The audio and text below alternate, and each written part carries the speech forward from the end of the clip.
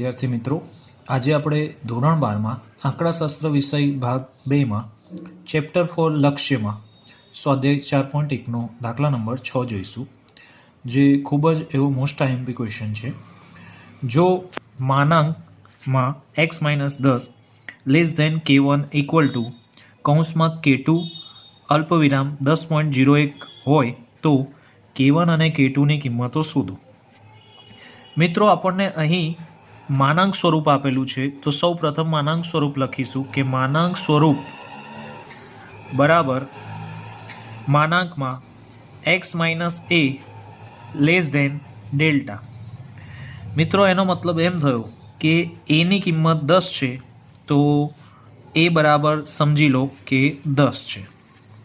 ત્યારબાદ less than અને ડેલ્ટાની કિંમત છે k1, તો ડેલ્ટા થશે આપણું k1. ત્યારબાદ મિત્રો આપણે વાત કરીએ કે આ છે આપણું અંતરાલ સ્વરૂપ. તો અંતરાલ સ્વરૂપનું સૂત્ર થશે અંતરાલ સ્વરૂપ બરાબર કૌંસમાં a minus delta a plus delta. એનો મતલબ એમ થયો કે a માઇનસ ડેલ્ટા છે k2 અને a પ્લસ ડેલ્ટા છે 10.01. તો હવે આપણે આ કિંમતો અને આ કિંમતો વચ્ચે સરખામણી કરીએ તો a માઇનસ ડેલ્ટા બરાબર થાય k2, એ છે 10 તો 10 માઇનસ ડેલ્ટા બરાબર થાય k2, તથા a પ્લસ ડેલ્ટાની વાત કરીએ તો a પ્લસ ડેલ્ટા થાય k1,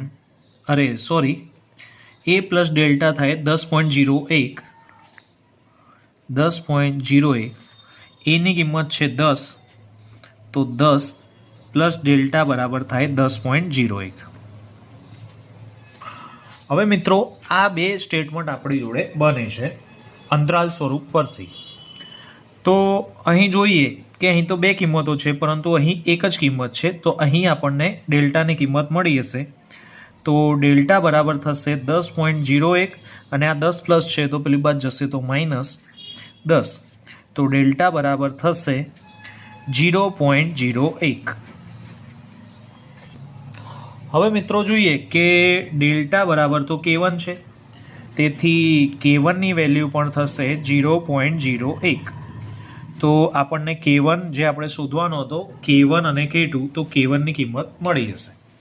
ત્યારબાદ આપણે ડેલ્ટાની કિંમત બીજા સમીકરણમાં મૂકીએ કે 10 માઇનસ 0.01 બરાબર k2.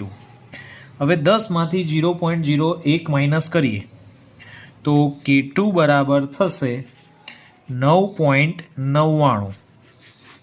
તો આ રીતે આપણને મિત્રો k2 પણ મળી જશે.